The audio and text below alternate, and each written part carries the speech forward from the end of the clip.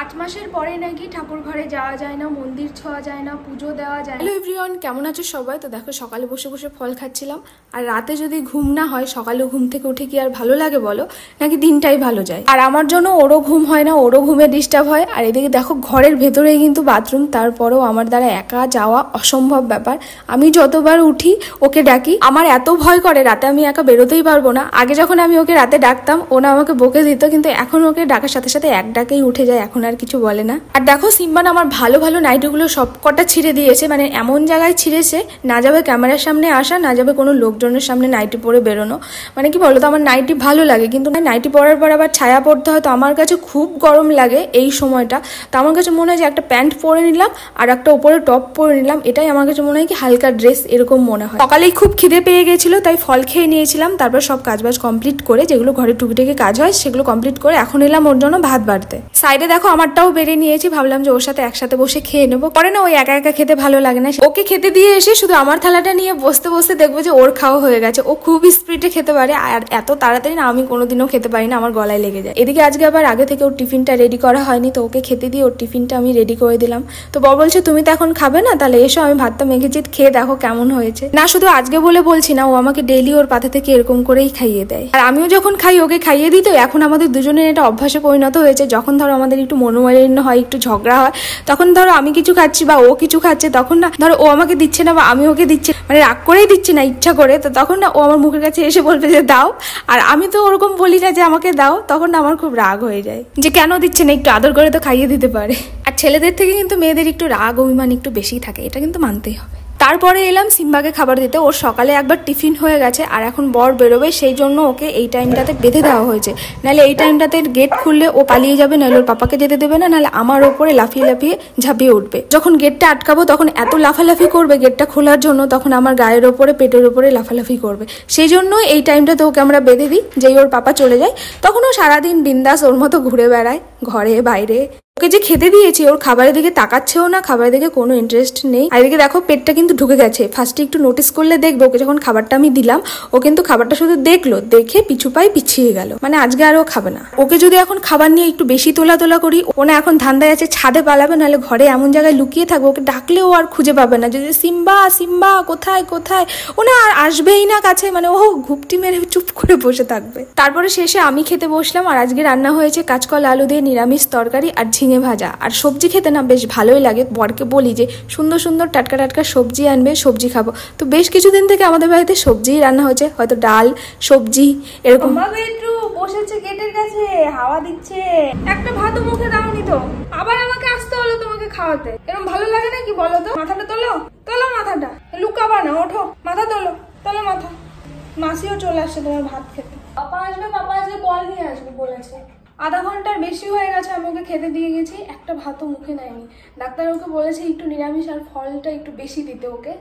তো এমন না যে ও খায় না, ও খায়। যেদিন দেবো সেদিন নিরামিষ হোক মাংস হোক, সেদিন যেটা পুটে সব ফিনিশ করে খেয়ে নেবে। আর যেদিন দেবো তো মানে ও খাবে না, তো সেটা বোঝাই যায় সকাল থেকে ও আজকে খাবে না। আর ও যে খাচ্ছে না এটা হচ্ছে গরমের কারণে খাচ্ছে না, ভিটামিন সব সময় ওর ঘরে আছে। এখন ওই 11:30টার মতো বাজে, আমি যদি 1টা 1:30 2টোর সময় এসে দেখি এরকমই দেখবো যে খাবারটা এরকমই পড়ে আছে, ও খাবেই না।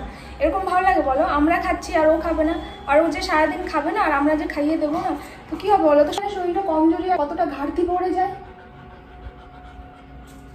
বসো আবার।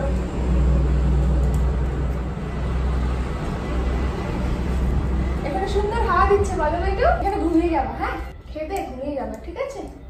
খেতে ঘুমিয়ে যেও, ঠিক আছে ঠিক আছে ঠিক আছে। ও দেখো সবাই স্কুলে চলে যাচ্ছে, দেখছো? তুমিও যাবে? ঠিক আছে, ব্যাগ কিনে দেবো।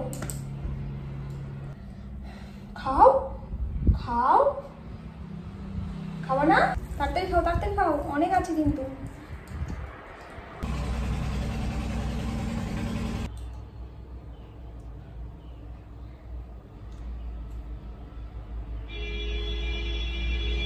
এটা চোখ খাবে না, এ মুখের মধ্যে আছে।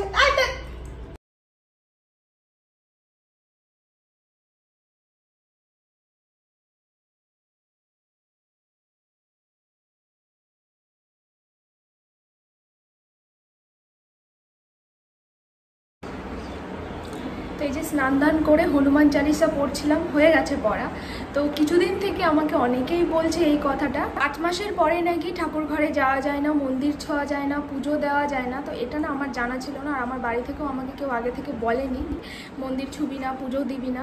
তো সেই জন্য আমারও এটা জানা ছিল না। তো তোমাদের মধ্যে থেকেই হয়তো অনেকেই আমাকে ভরে পড়ে আমাকে এই কথাটা বলেছো যে 5 মাসের পরে দিদি পুজো দেয় না, পুজো দিও না, তোমার হাজব্যান্ডকে দিয়ে দেওয়া হবে, না হলে তুমি দিও না। তোমাদের মধ্যে থেকে আমি এরকম কিছু কথা শুনলাম না, তখন কি বলো তো আমার ভেতরে একটা টেনশন কাজ করে, টেনশন ঠিক না, একটা হয় না মনের ভেতরে যে আমি কি তাহলে ভুল করছি, যেহেতু আমার জানা নেই আর আমাকে আগে থেকে কেউ বলেনি যে আমি তাহলে মন্দির ছুঁয়ে নিচ্ছি, পুজো দিচ্ছি, এটা কি তাহলে আমি ভুল করছি, এটা কি আমি ঠিক করছি না, এটা মনের ভেতরে এরকম আর কি আমার চলছিল। তো তারপরে আমি সাথে সাথে বাড়িতে যারা বড়রা আছে এই সম্বন্ধে ভালো বলতে পারবে, জানে, আমি তাদের কাছেই শুনি যে আমি কি 5 মাসের পরে কি সিম্বু ক্যামেরা নাড়াবে না বেটু, মাছি ধরছে, পুজো কি আমি দিতে পারি না? আমার কি এটা ভুল হচ্ছে? না, কোনো ভুল করছিস না। এই সময় তো আরও ঠাকুর প্রণাম করা, ঠাকুর নাম জপ করা, ঠাকুর পুজো দেওয়া, এই সময় আরও বেশি বেশি কর, এই সময় আরও বেশি বেশি কর, এগুলো করা আরও এখন এই সময় আরও বেশি ভালো, এগুলো করবি, এগুলো কেন করবি না? ঠিক আছে। তো যখন এটা শুনলাম তখন অনেকটা মনে সাহস পেলাম, না আমি কোনো ভুল করিনি।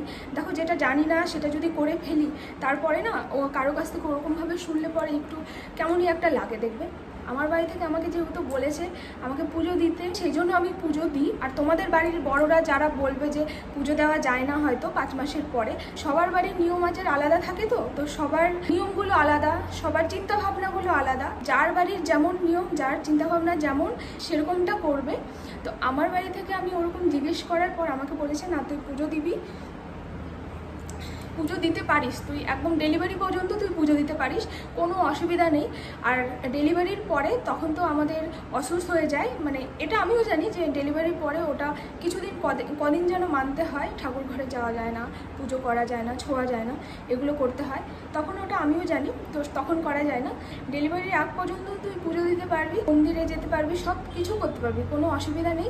আর এখন বেশি বেশি করে ঠাকুরের নাম কর, ঠাকুর প্রণাম কর, গীতা পাঠ কর, হনুমান চালিসা পড়। তারপরে আমিও মনে সাহস পেলাম। তোমাদের বাড়ি থেকে যদি না করে থাকে বড়রা, বড়দের কাছে শুনবে, যদি বড়রা না করে পুজো দেওয়া যায় না বা যাবে না, তাহলে তোমরা দিও না, আমি এটাই বলবো। তো আমার বাড়ি থেকে যেহেতু আমাকে মেন কথা হচ্ছে আমাকে পারমিশন দিয়েছে যে না তুই কর, পুজো দে, কোনো অসুবিধা নেই, পুজো দিতে পারিস, তো সেই জন্য আমি পুজো দিই। অনেক কথাই বলে, তো সবার কথা এখন তো আমি শুনতে পারবো না। এখন আমার বাড়ির লোকেরা, আমার বাড়ির বড়রা যারা জানে এই সম্বন্ধে, বা আমার বাড়ির বড়রা যেটা বলবে আমাকে সেটাই করতে হবে, সেটাই আমি শুনবো, তাই না? সবার কথা তো এখন আমি শুনতে পারবো না। আজকে সকাল থেকে ঘুম থেকে ওঠার পরেই ভালো লাগছে না, সেটা ভিডিও শুরুতে বললামই, ভালো করে যে তাকাবো সেটাও তাকাতে পারছি না, কেমন যেন চোখগুলো যেন বন্ধ হয়ে আসছে, হাত পায়ে কোনো বল শক্তি নেই, কি বলবো, কেমন যেন ঝিমিয়ে পড়ছি।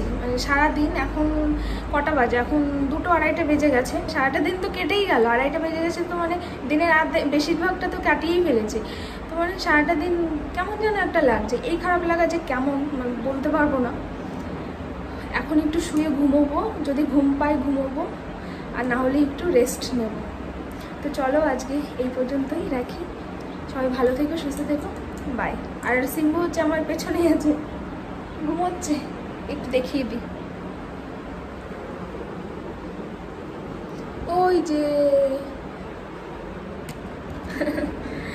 ও হচ্ছে আমার পিছু পিছু, আমি যেখানে সেখানেই, আমি যদি রান্নাঘরে থাকি গরমের মতো, ও রান্নাঘরে সেখানেই ঘুমোবে, ওর ঘুম চোখে, তবু ও একটু বাইরে হাওয়া দেয়, তারপর ফ্যান জ্বালিয়ে দিই, ঘরে থাক না, ও ঘরে থাকবে না, আমি যেখানে যাব সারাদিন সেখানেই। আমি এখন এই যে যদি উঠে যদি আমি ওই ঘরে যাই বা বাইরে যাই, ও কিন্তু ঘুমিয়ে আছে, ও আমার পিছু পিছু চলে যাবে। যাই হোক, চলো সবাই ভালো থেকো।